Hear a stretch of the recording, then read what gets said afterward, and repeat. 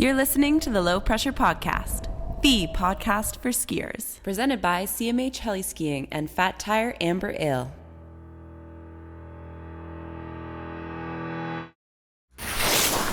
Paddy, hey, welcome to the podcast, man. Nice to see you. Thanks for having me. It's been a bit of a time this year, hasn't it? It has. I was thinking actually, when I met you in Fieberbrunn, that was like the last week of skiing in Europe. Yeah, man. Days before the apocalypse, like absolutely days before. I ended up going from Fieberbrunn to Ari's house, her apartment in the city. Mm-hmm. And then I crashed there for like a night. We did an interview and then we went skiing the next day. And then it looked like the world was ending. So I ended up getting a lift to Munich and got out like one of the last planes, I think, before they shut it down. Just the evac. Yeah, it felt like Indiana Jones with like the giant stone rolling behind me, like running as fast to get out of the country. But yeah, pretty much that was like the last week of skiing. Yeah, it's been a turbulent time since then. Yeah, and it's super weird. Like, yeah, it's just a bit surreal that the winter's come around again. Right. Well, I was gonna ask about COVID and you earlier or later on, but we'll just do it now. Is because of all the people that I've been, you spend a lot of time looking at social media because what else has there been to do for the last 9 months? But it looks like you got a lot done, like there's a lot of people that just lived their lives and did some cool stuff, but you always seem to have some sort of project or have something going on. Is that just like, and I'll tell you what, obviously, so you did the 30-day yoga challenge. Because I was thinking about it, and I like yoga, I like stretching, and then I'm like, wow, he's really doing it because I didn't really know you. Like we've met, but I didn't really know you all that well, and I'm like, is he going to be able to pull this off? Sure enough, yoga for 30 days, and I felt stuck with it. Yeah, and I felt Did you do it? I didn't do 30 days, no, man. I stretch pretty much every day, anyways, because I have to, just because my body's like, I don't feel good, but it's more like, I'm just going to stretch for 10 minutes on the floor while there's noodles bubbling or something like that, right? But not an actual program. Yeah, when that lockdown like first started in, what was it, March, I guess. Like we weren't allowed out of the house pretty much in Austria, but like we weren't allowed to, you could go out for a walk or go to the supermarket, but you couldn't go on your bike or like they put like a fence around the forest basically. For real? Yeah, and they wouldn't let people in. And some people would go up and go running in there, and there'd be like police walking around. You weren't allowed to go ski touring. You couldn't go out on your bike in sports clothes. So if you wanted to go out for a cheeky bike ride, you'd have to be, backpack on and looking like you're going to the shops. And then like have the speed suit underneath, like the spandex, like just for the feeling. Hoodie. How long did that? Because we didn't have it quite as bad. Like I quarantined when I got back, and it was still like 3 or 4 days before it went crazy here. So I got back and I said, "Hey, they're freaking out over there. I should probably quarantine." I called my job, and then like 3 or 4 days later, like everything closed, same as there, I guess.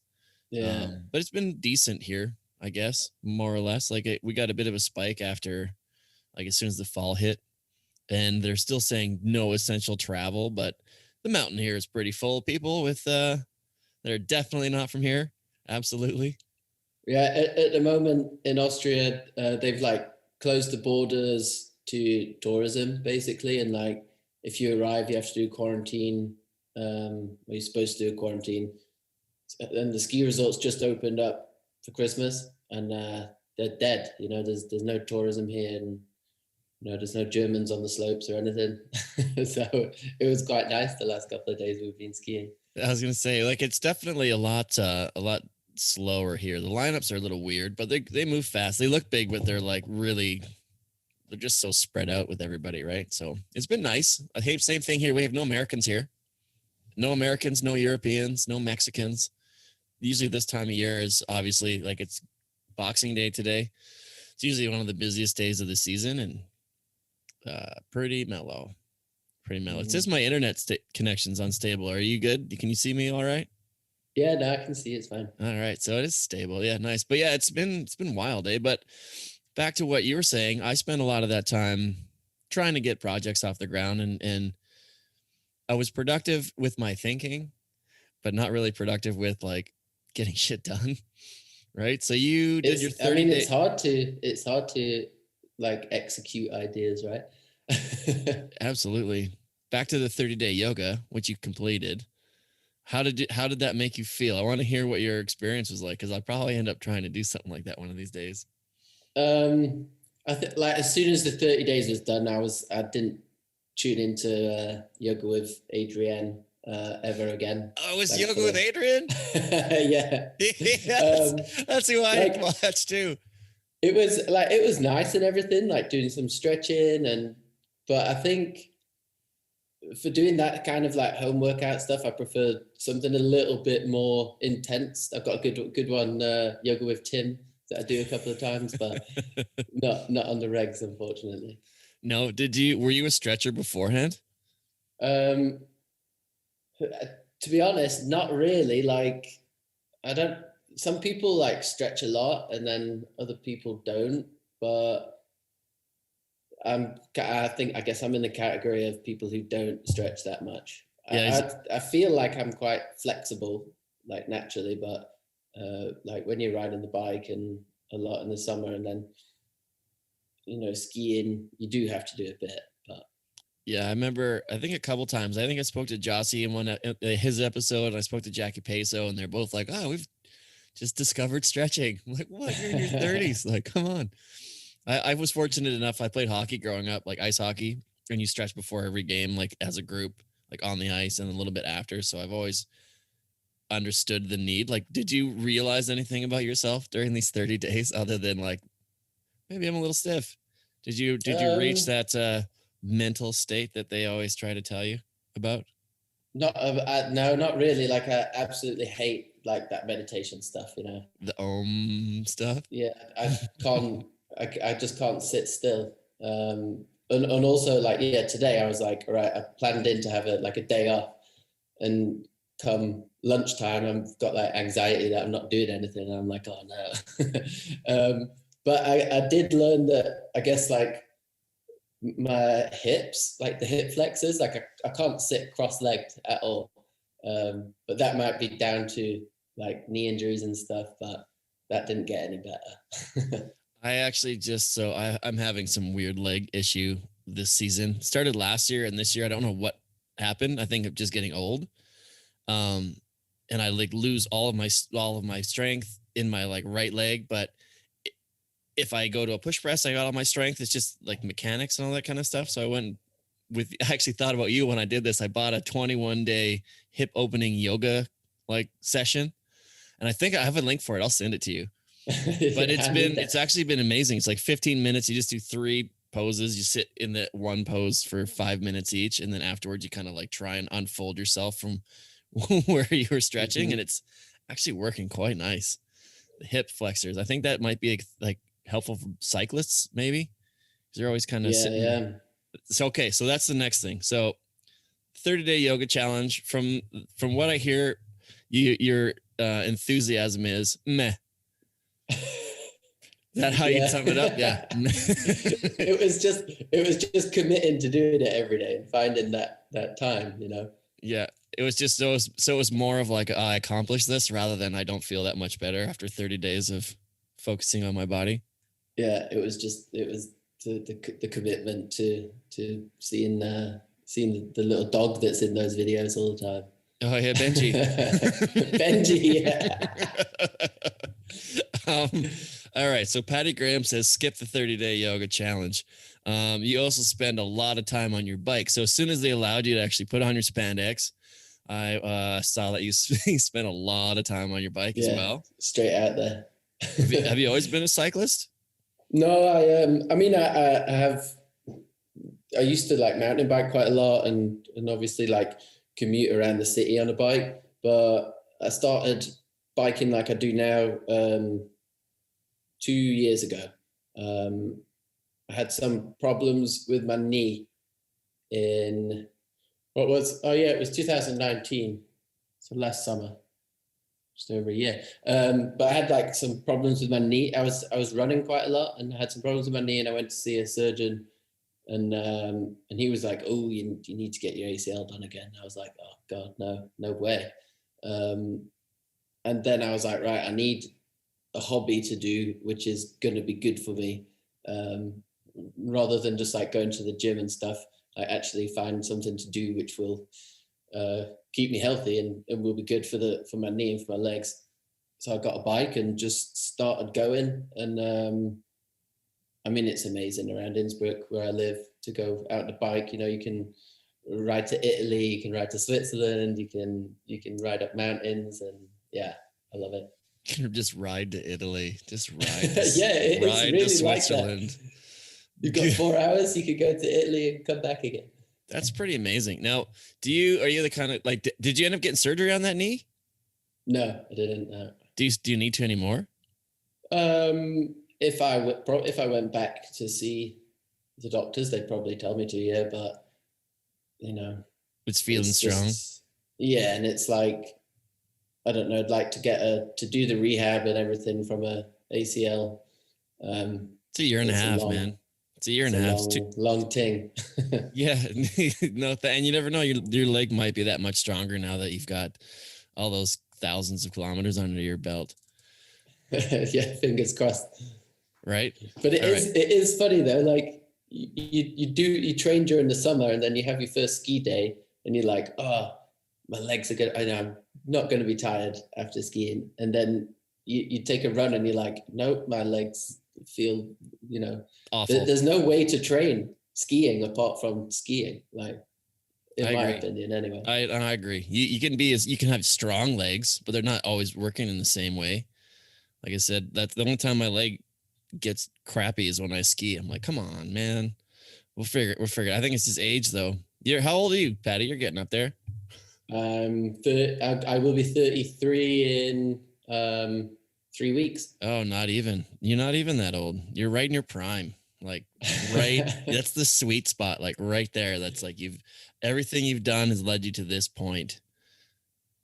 I can't wait. I always felt like the older you get, like you're going to be like, oh, okay, you figure everything out, but not really. Like every day is awesome still, and it just seems to get better.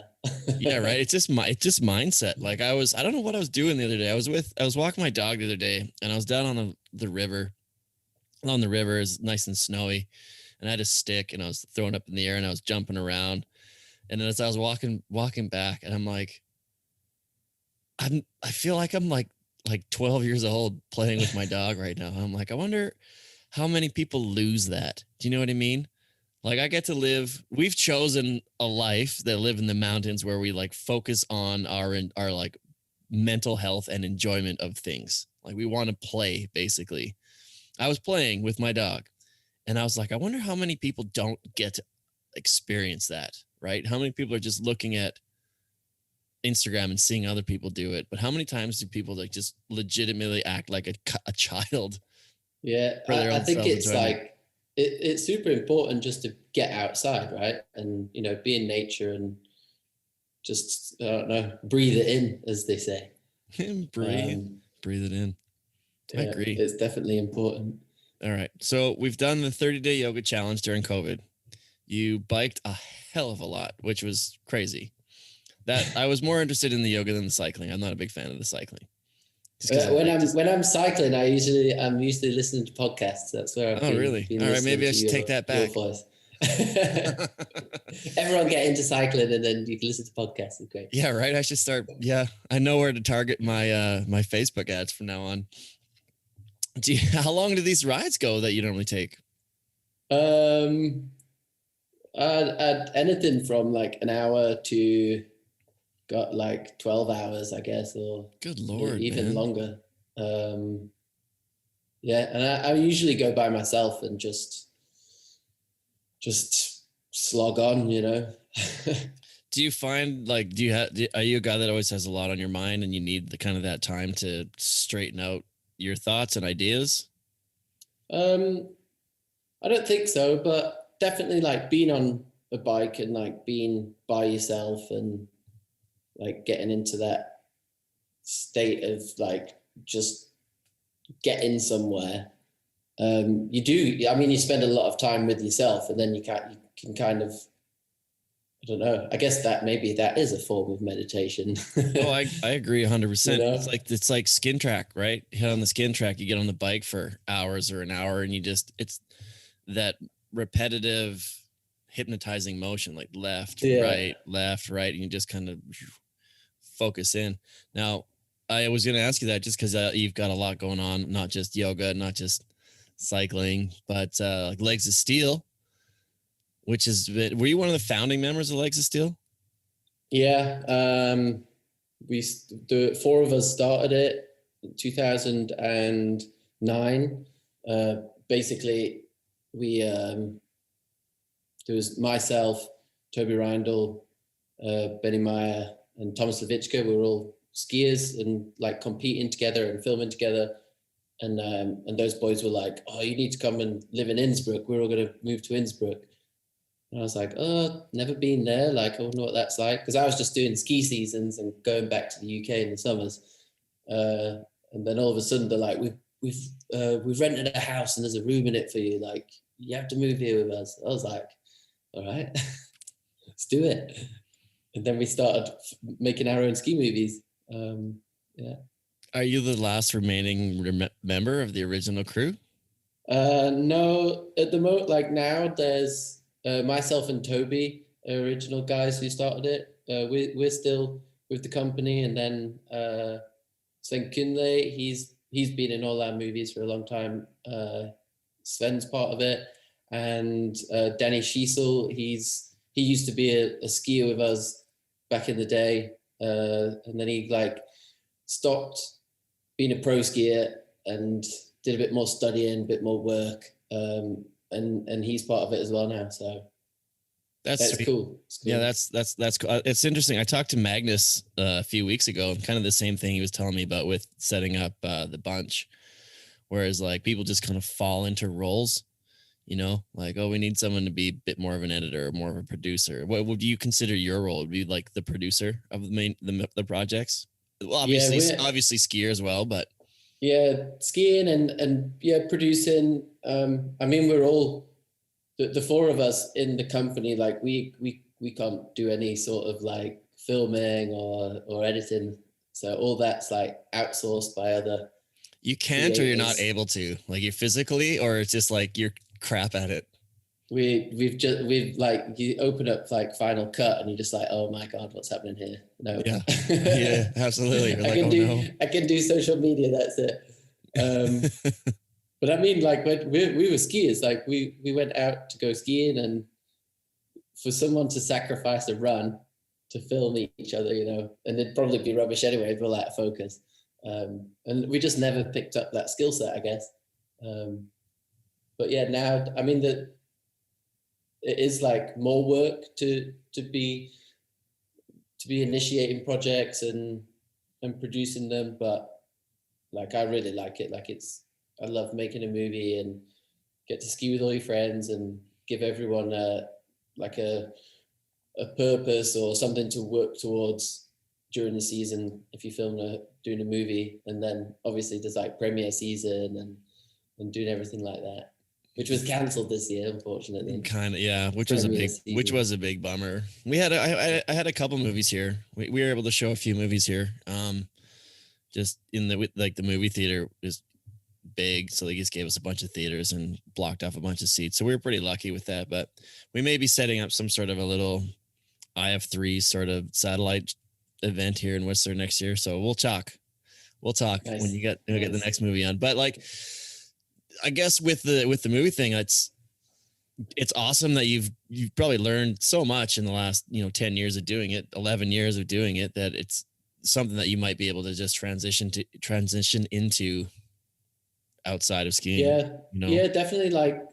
Like I said, the other lads, they've not been like active skiers for, I don't know, quite a while, and they it's their full-time job working at LOS. Like obviously we do make movies and do projects we're also like a bit of like a agency. I don't really like, well, we don't like that word that much, like an agency, but in the grand scheme of things, like we are like a creative and marketing agency, I Whatever, guess. just say agency, man, because agencies make money, right? Agencies make money that pays for things like ski movies and the lifestyle that you live, right?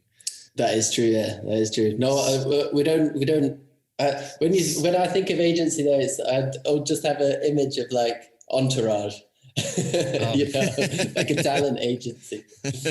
You could be like a media house, Gold. media house, Yeah. Legs of Steel, media house / gym, 24-hour gym, Legs of Steel. You can just get a warehouse and like half the people that show up there will be like, I thought this was a gym, man.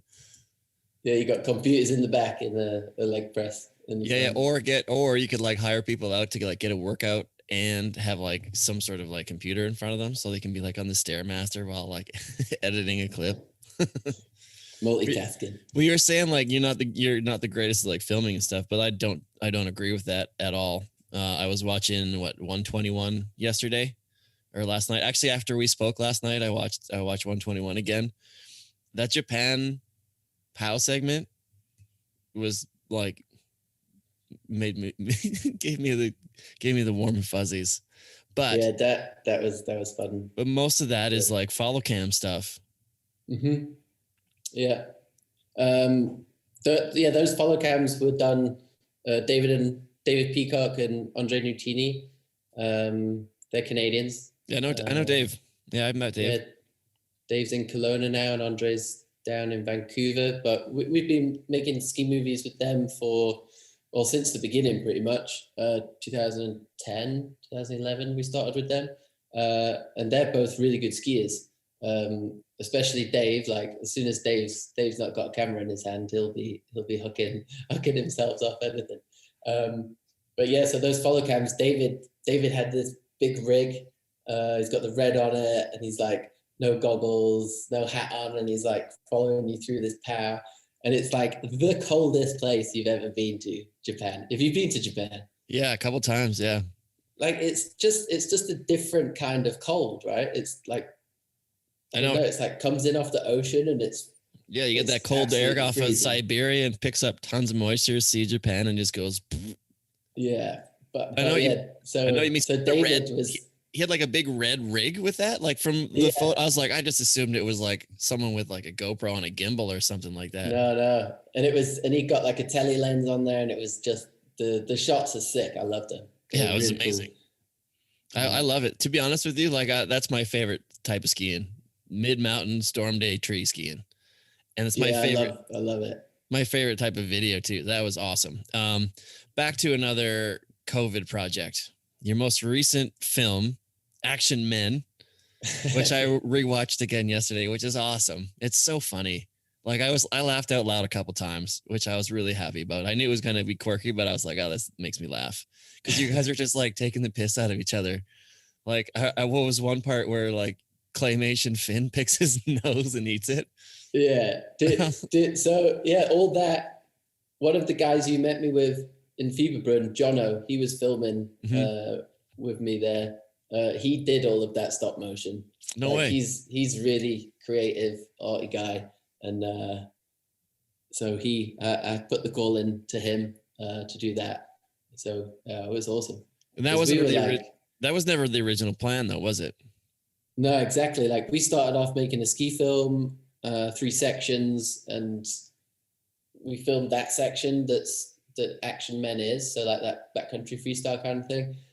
And then we'd got an Alaska section and then a park section coming up April and May, pretty much, into the park.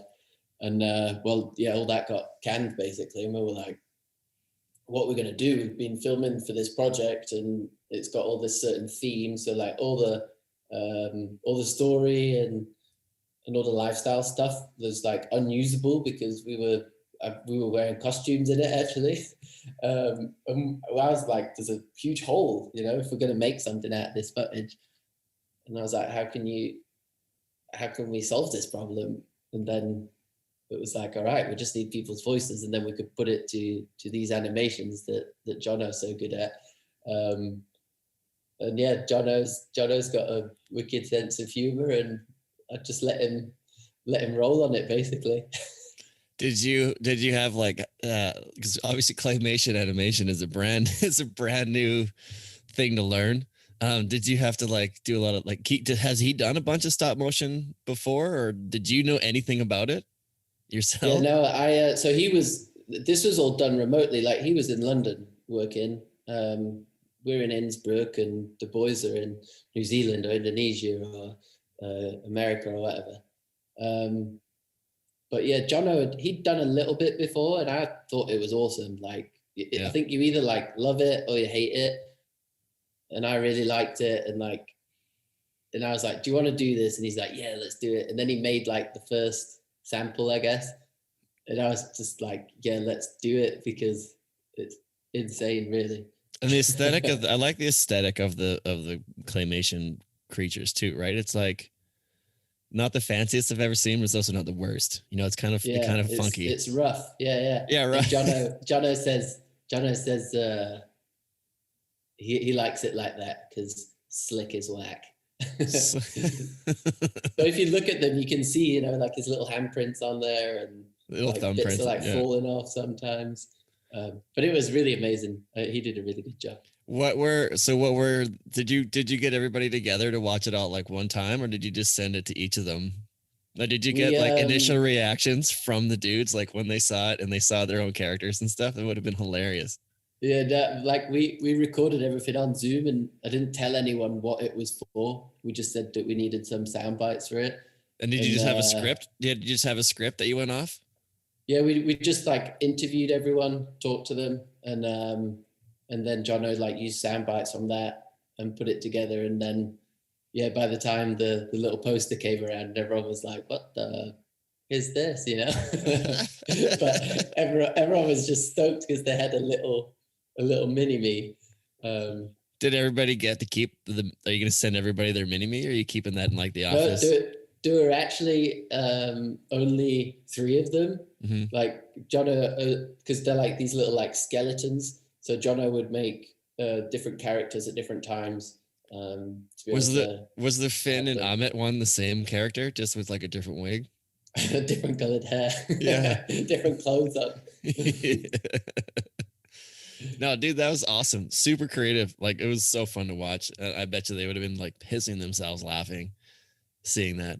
We did have to edit a few things out, actually, because Jono's sense of humor sometimes isn't the nicest. Like, there are some mean bits in there in a comical way, but there were some actual mean bits in there, and we had to draw the line at those. The kind of mean bits that you talk to each other with a beer in your hand, but not necessarily one you want to portray to the entire ski community. Yeah, exactly.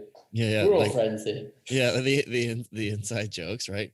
So that's really cool, because not only did you just create a way to stand out among dozens and dozens and dozens of videos, it was just make the best of a bad situation, and it actually worked. Like, that's awesome.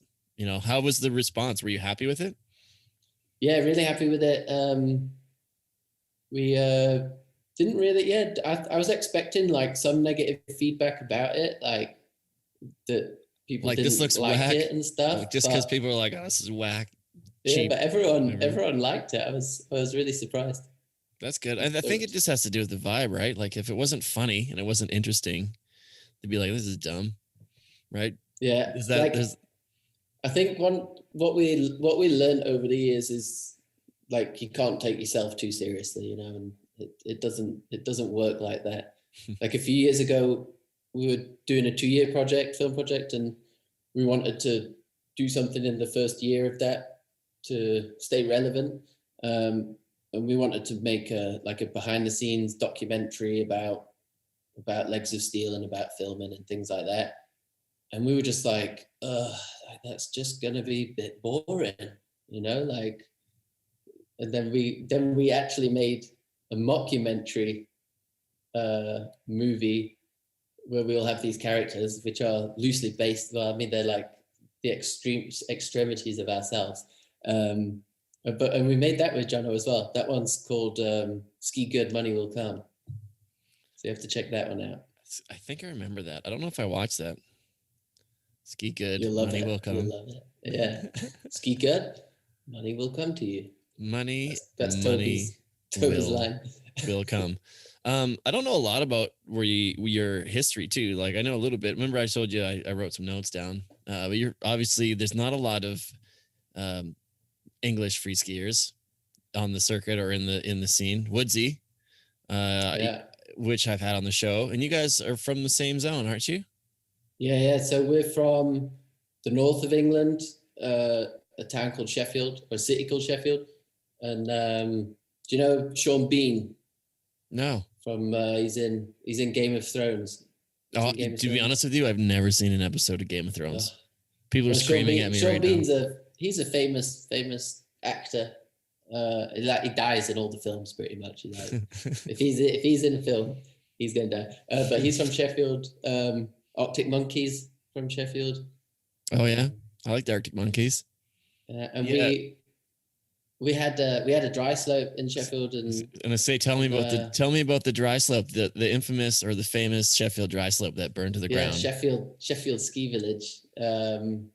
Sheffield's quite like an outdoorsy town. I feel like there's people because it's next to like in the countryside, and we had this dry ski slope, and you can see it from like everywhere in the city.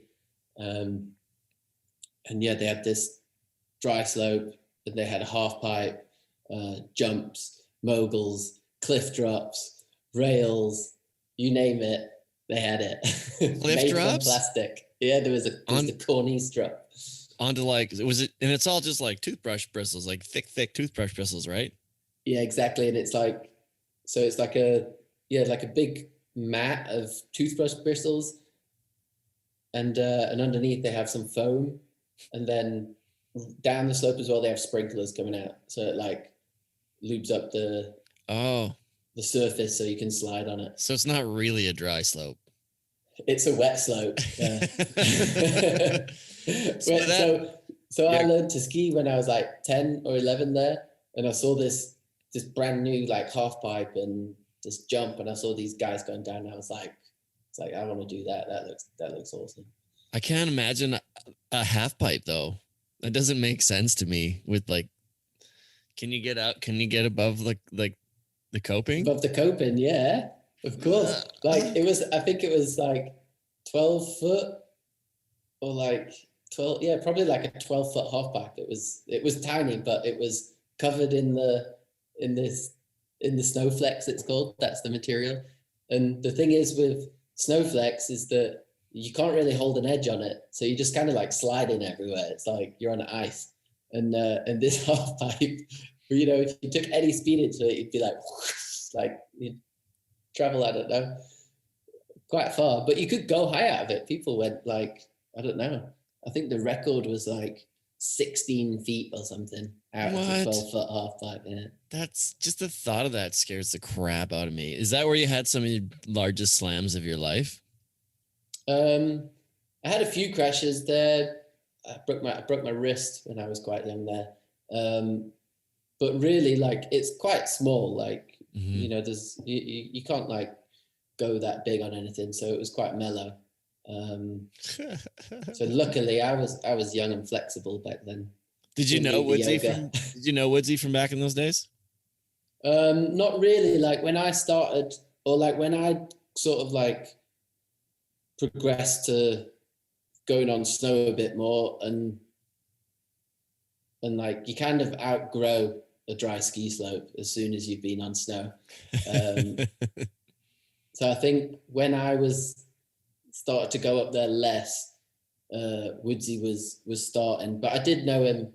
We would see each other and ski with each other at like camps and the indoor halls and stuff when events were happening. And spin yarns about the good old Sheffield dry slope. So when it burned down, do you remember that day? Yeah, it was already pretty run down. Like some people got shot up there. Like shot? Yeah, with an air rifle. So there'd be like people skiing down, and there'd be like, we call them yobs. they'd be like on the side of the hill, and I think a couple of people got shot with an air rifle up there. And then it was just like people would just break into it and like set it on fire and like trash the place or like rob the ski shop that was there and stuff. So it was in a nice neighborhood, is what you're saying. Yeah, it's proper dodgy. You don't want to be up around there anymore. But yeah, I don't know. There were rumors that it was an insurance thing, and you just don't know. But it's a shame that it's gone, because it gave so many people an opportunity to go skiing, get into skiing, and there was a great little community up there. And yeah, it's sad that it's gone now, but they say they want to make a new one and reopen it, but who knows? Maybe one day you can be there to like help cut the ribbon. Yeah, they'll get Woodsy in for that. Right. Well, they'll bring everybody back. They'll bring everyone back. So you learned there. How old were you when you first started hitting the dry slope? 10. You were talking about the Sheffield dry slope and all the hooligans that shoot air guns at you. Hooligans. When the Premier League is on hiatus, they just get air guns and let's shoot the skiing nerds. Yeah, it seems so. Because like up where the ski slope was, it was like wasteland. So people would take the motorbikes up there and ride around, and they weren't like the athletic motorbike people. They were the probably stolen motorbikes. It was that kind of area. So there was always like burnt out cars and stuff around it. And I guess when the ski slope got less popular, then they just tore into it. Like there are some bits of Sheffield which are quite rough. So it was just a matter of time, I guess, right? Before that thing burned down. This giant wooden structure. People are having fun over there. Let's destroy it. Right. So then you were telling me that you started when you're like 10. Like when did you first get on snow? Were you like, I love this, Mom and Dad? Like, can I go somewhere? Yeah, I think we went on a school trip it was like the ski trip at high school. And that's pretty much why I wanted to learn to ski, because I wanted to go on that ski trip, I think. And that ski trip was to Stowe, Vermont. Oh, over to America. Yeah. Was that your first trip to the like, States? Yeah, and when I was a kid, I was like flames and like Vans, and I was like, I want to be American. I want to be that guy. So I loved it. But yeah, after that, like we obviously skied indoors in like the snow domes. That was snow, but it's not really real snow. And my parents are like, love hiking, and they would go to the Alps in the summers to go hiking, and they started to go to Teen, and I would go with them in the summer, and my dad would take me down to the lift. I'd go up skiing in the morning and then come back down and then go trampolining or something in the afternoon whilst they were like out walking with the friends. Oh, too easy. So they can go for a little mission, awesome. Drop the kid off in ski school. It's the best daycare of all time.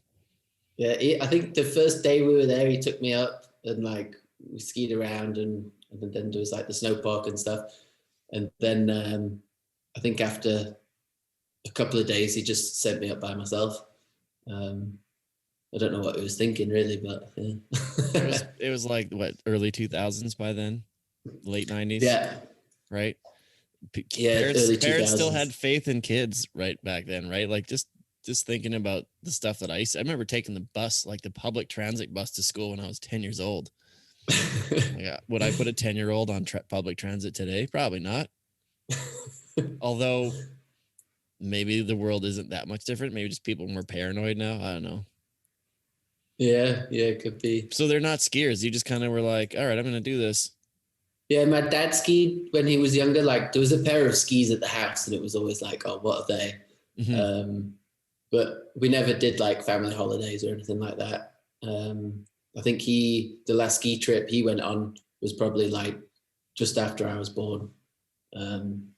But there was always something there or some pictures, and then it was just exotic and cool. So where did you get your inspiration from? Like there aren't a lot of British free skiers, and to get to a level that you're at, including you got the RedBull Toucan, right? That's a prestigious level of I don't even know what the word I'm looking for is, but like, that's kind of the pinnacle for an athlete in our industry, right? Is like the energy drink sponsor, right? Mm-hmm. So what was the inspiration for you like back then? Because you don't have a lot of friends to ski with, you don't have a big crew to ski with when you're just figuring it out. Like, what kept that fire going? What helped you get to the point? Obviously, some natural ability helped you got there, but what was it that really kept you like kept your drive strong?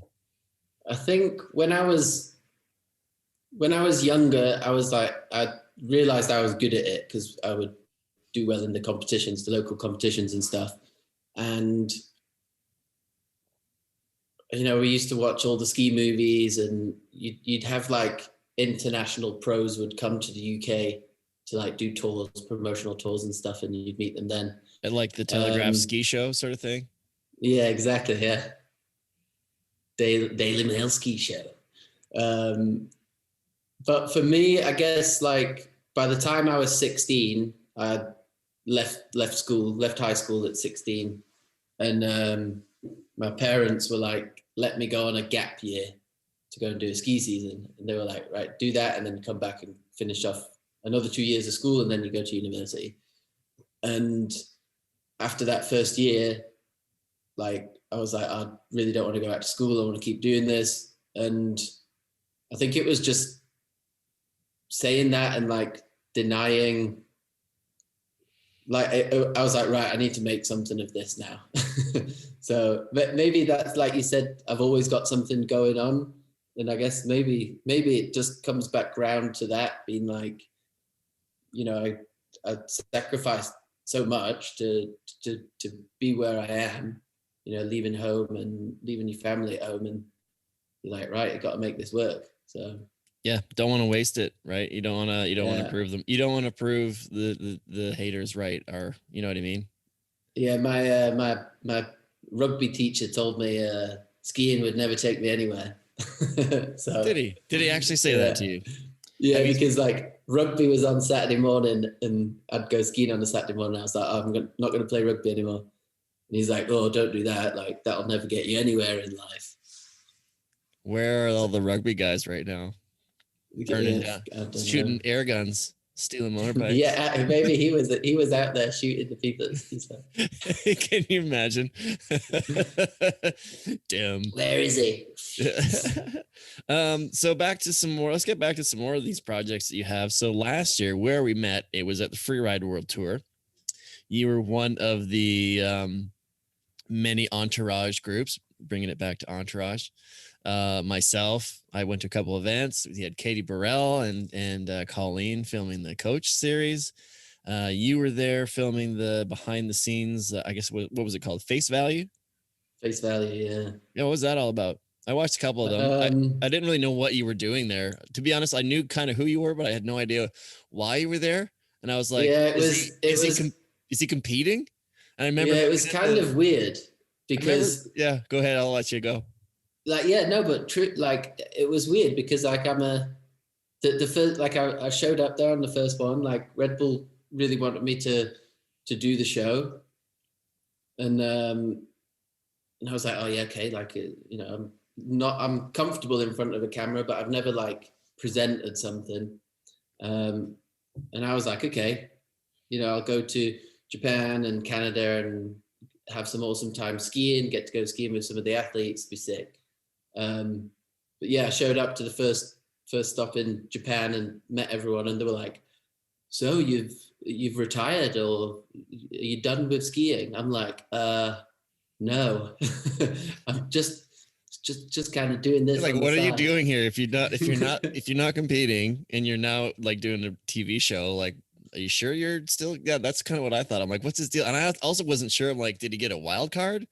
So I remember looking at I remember having to go back and looking at like the start list, looking for your name. I'm like, is he skiing? Like, what's his deal here? Yeah, every time I watched the comp, I'd be like, oh, kind of wish I was doing that, but like I don't have any desire to compete at the Freeride World Tour. Forerunner. Like, I had to do that once. I was like, no, I'd just rather not be a forerunner than at all. Which one did you forerun? In Japan. Yeah. The forerun. But like the competition's so gnarly. Like those, like anyone can win on any day. And like that one run you have has to be your run of the season, you know? And there's only four stops to do it. Mm-hmm.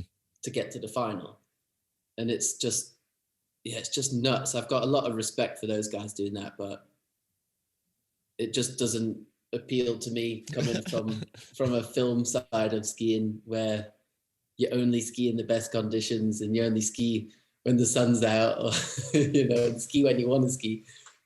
But I stood on top of one of those faces and the weather sucks and the snow's rubbish, and they're like, all right, go. And you're like, Christ, I need to win today because my whole career depends on this, you know? Yeah, it's some stressful shit, man, with like one single run. It looks like they're changing it a little bit this year, which is kind of cool. But yeah, like it was a one single run. I don't know. I've always been a fan of it. Did you know a lot about the Freeride World Tour before you like got, like, how did that work out? They're like, hey, Paddy, that's the guy we want to go and yeah, I mean, I competed in a few of the Skiers Cups back in the Swatch day. Cups. The Swatch Skiers Cups, yeah. So that's run by the same organization. Nicholas put those on, and that was awesome. And like the Freeride World Tour, like when that was happening, the Skiers Cups, the Freeride World Tour was still very traditional freeriding. And like Marcus had just joined, and he was like put in this like spotlight of being like a freestyle guy coming to the freeride scene. And I mean, yeah, he really shook it up, didn't he? Absolutely. Which was great. But yeah, I just was never attracted to it, I guess. Yeah. So how did you end up like just doing that show? Did they approach you and be like, hey, we have an idea for you? Yeah. RedBull approached me to do it, and I was like a bit skeptical. I was like, well, I kind of want to go out and go film it. And like, we just made this awesome film. Let's make another one. But then I kind of saw it as an opportunity to get into a bit more of the talking stuff, and to get to go ski in all those cool places. Where we had a good time in Canada, but Japan, like, just it wasn't that good. I was really looking forward to Japan. We got there and it was like Green Valley. Yeah, I heard like, it was what is this? Worst year ever last year, apparently, which was a bit of a bummer. But I had a good time doing it, and we started working on a new show with the same production guys, and that's like. Got the brakes on a bit at the moment because we can't travel around and meet anyone. What's the theme of that show?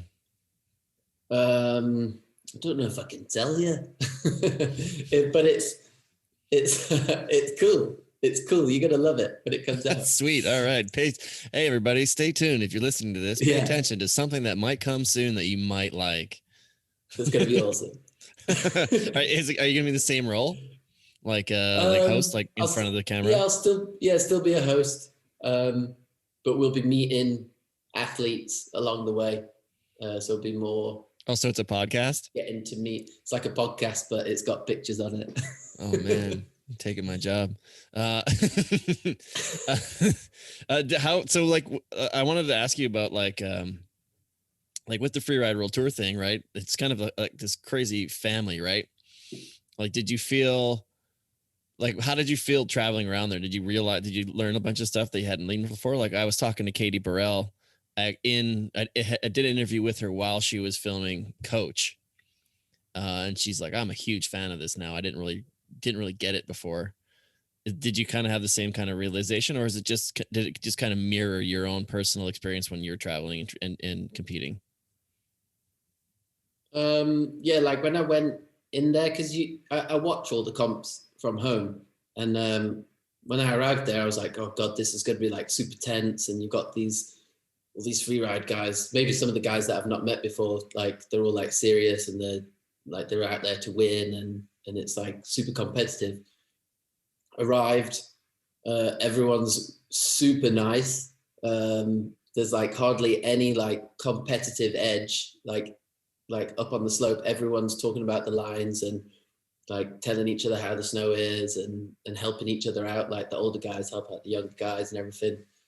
So I was really, really surprised. And then, yeah, they always say it's like a family, and it is, because you have these, I don't know how many people, there's like 100 people, you know, and they're traveling around the world together, and you go to every stop and meet each other. And then, you know, you have drinks, you go for dinner, and you go skiing and snowboarding.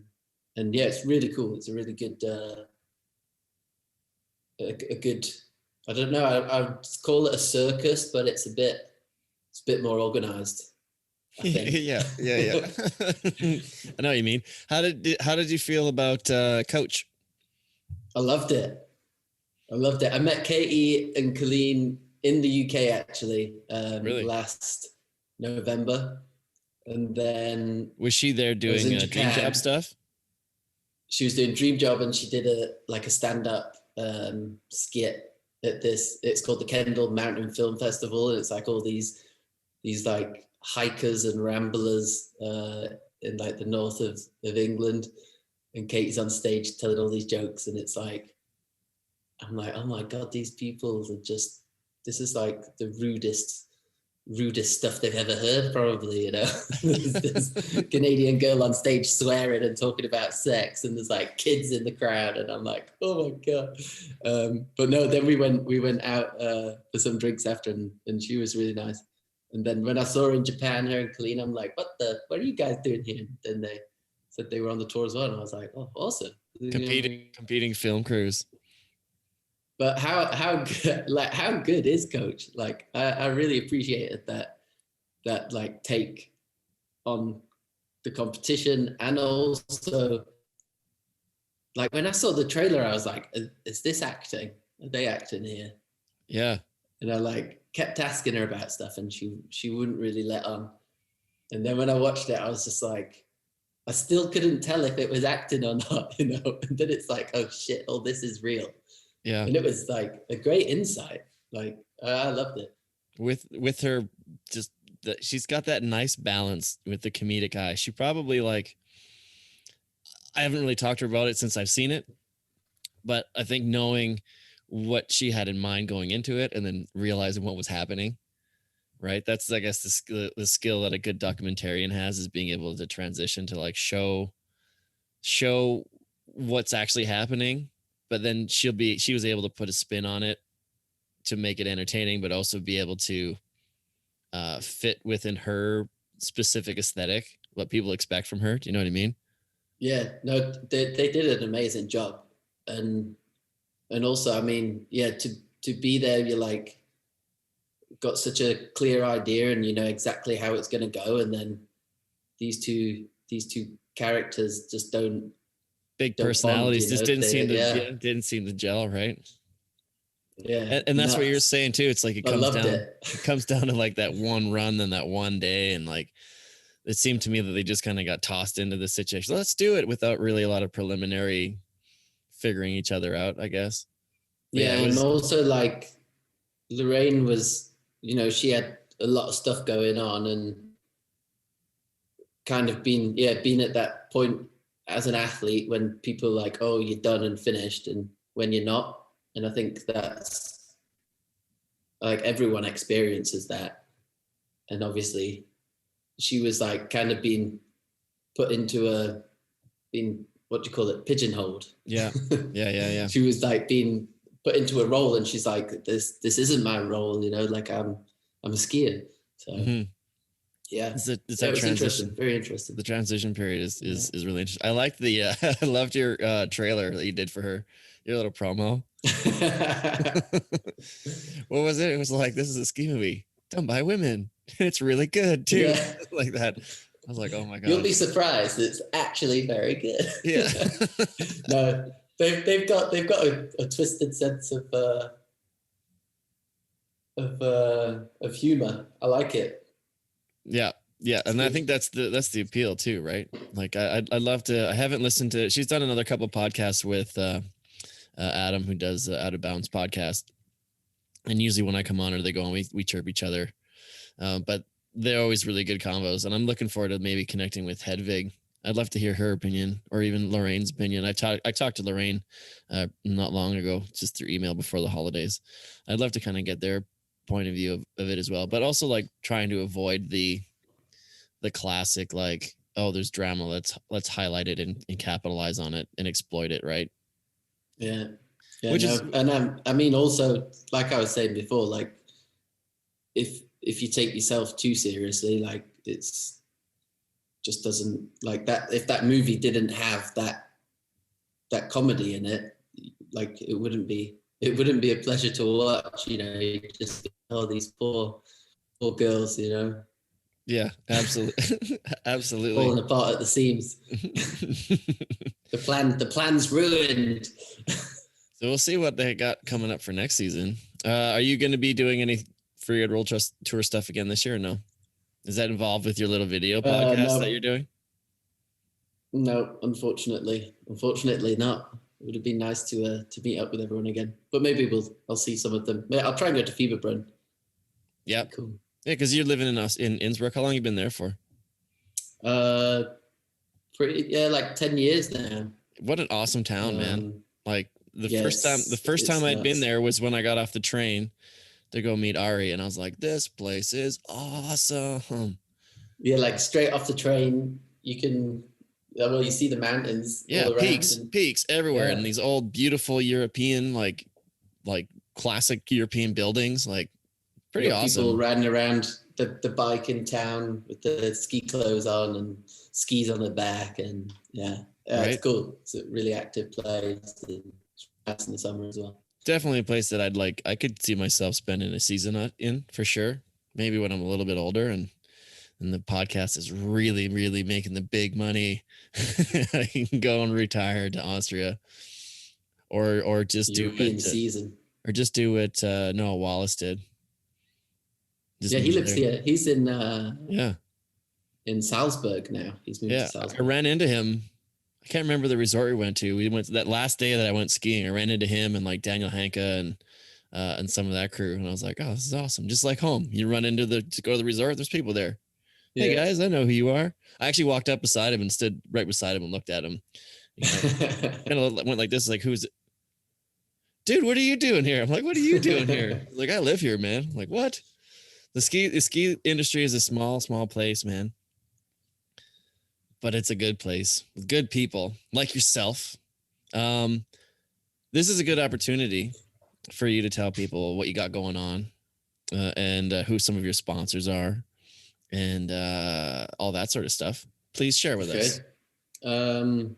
I ride for a few brands. RedBull, as you've mentioned.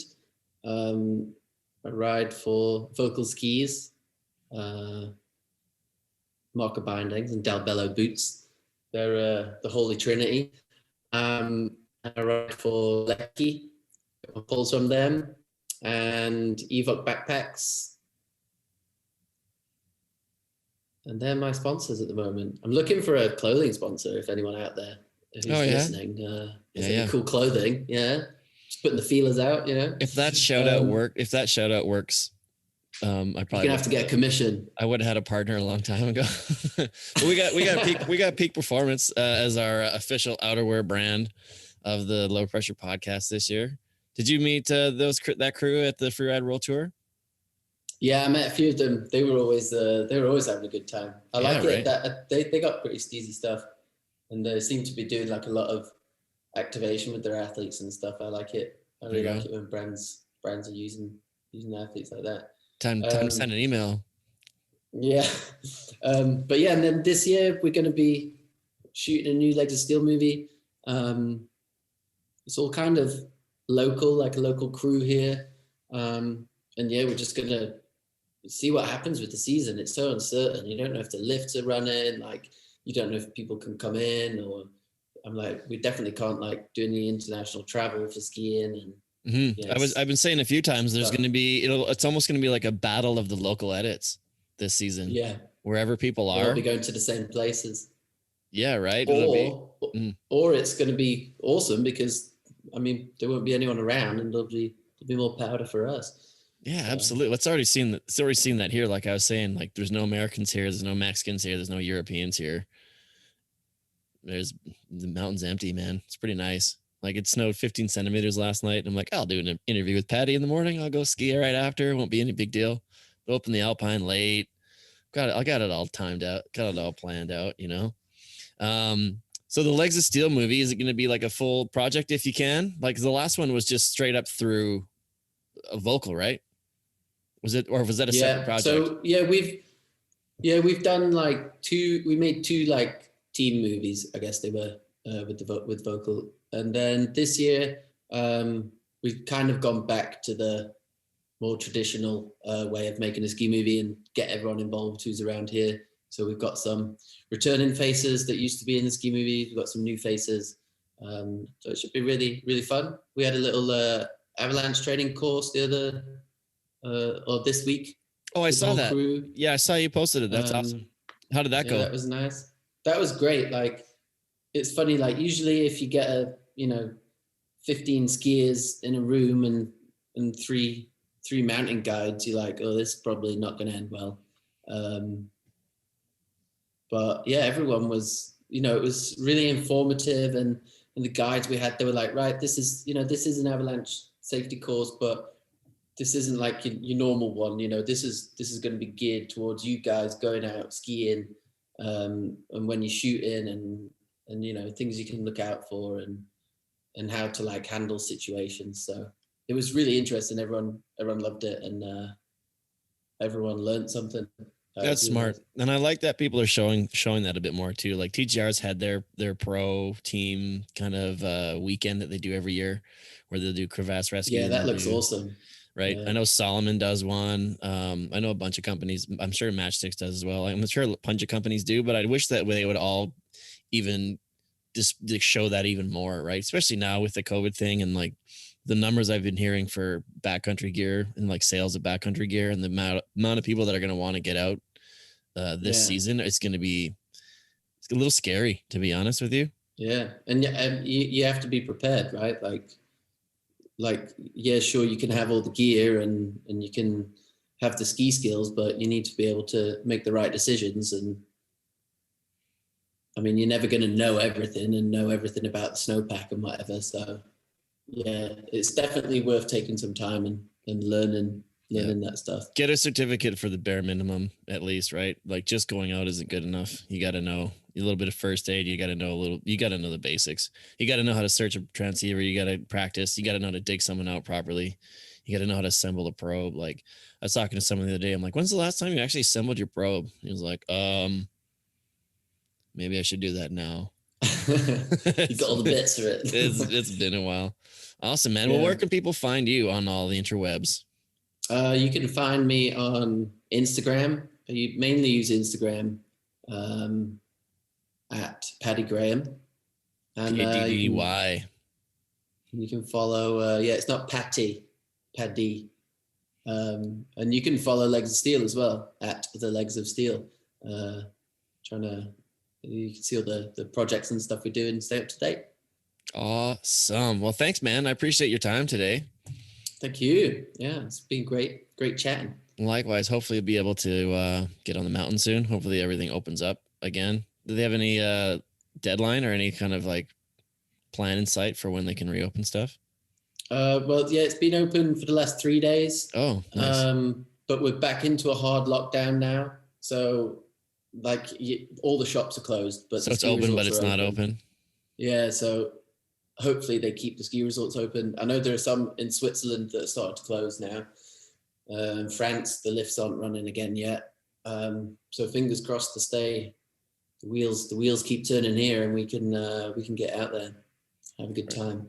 Well, fingers crossed, man. Well, hopefully the world gets better in 4 or 5 days when the year changes. Maybe that's the trigger point. We can only hope. We can only hope. Fingers crossed. Yeah, I'm glad to see the back end of 2020. I tell you. Right. Well, you did get a lot done. You got a lot accomplished. You learned a lot about yourself. Right. If you think about it from a personal standpoint, from you, 30-day yoga challenge. You got hundreds of kilometers on your bike. You ended up creating a really, really unique video with action men. You've probably read some books. But no books. No books, I'm not whatever. a big reader though. You figured things out, and you've developed this video podcast thing that we're going to see eventually, maybe one day. Fingers crossed. Yeah. Right on, man. It's been a good year, ups and downs. Awesome. Well, hopefully I get to see you in Fieberbrunn. I'd like to still get out for the last half of the season, the Freeride World Tour event. I wanted to go to Verbier. I was going to stick around, but I've never been, so maybe I'll make it up for that one if it happens. We'll see. Yeah. And if not, maybe we'll get you out here at some point. Yeah. Need to be dude, I miss British Columbia.